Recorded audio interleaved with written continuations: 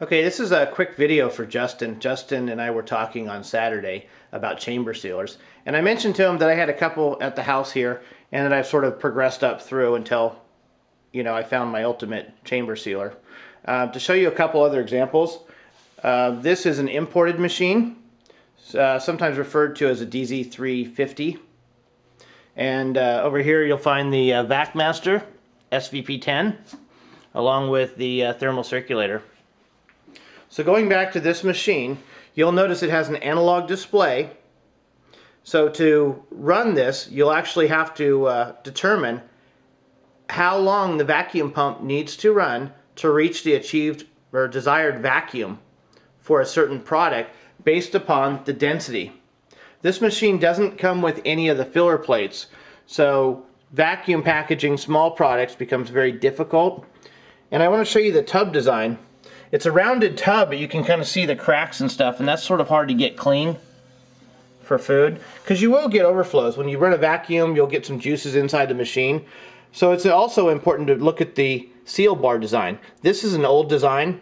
This one actually has two screws that you actually have to take out before you can remove the seal bar. Okay? Once removed, you'll notice that underneath it you'll have a bladder, and this is what raises the seal bar and seals the bag. It fills up with air. So when you get boil overs, which will happen, you're going to have to clean all this out. You're going to get food and gunk in here. Okay? It's not fun. Finish the machine. The hinge design, this machine depends upon a hinge design where the hinge is internal. If you leave this door open like this, you'll see it start to sag. Over time it'll sag, and then when you want to use it, you're going to have to lift up and put the product in because it's going to sag back down. Okay? Quick look at the side access door. This is where you check your, you change your oil. You can see on this machine it's really flimsy as far as when I push on it. You can kind of see it. You can see here where they threaded it for the screw holes. They just threaded the thin stainless steel, and you can see it wobble. Looking at the mvs-31, you can see this is a lot stronger. You can see where they backed these tapped out locations so it doesn't strip out on you. Can you see that? And again, this is a thicker stainless steel. It's got a nice edge right here. I'm not cutting my finger. If I go over here and look at it, this was cut out. It's got a real sharp edge right here. Real sharp. You can actually cut yourself on it. Okay, looking at the mvs-31, again, it's digital. It's got 9 programmable settings, and it actually is calibrated for percent of vacuum. It doesn't have an analog gauge. It doesn't need one. When you first set this machine up, you'll run through some calibration instructions, and I walk you through it on my mvs-31 members area. And it knows how much vacuum can be achieved. Okay? This is program 1. It's got 9 programs. You can run through the settings and tell it to go at 99.9% of vacuum regardless of how much internal volume you're using. Okay? This machine also comes with 5 filler plates. Pull them out. There goes 2.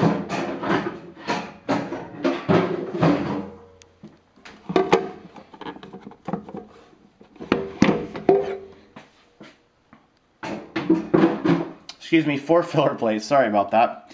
Anyway, it's got a stainless steel tub with a nice rounded design.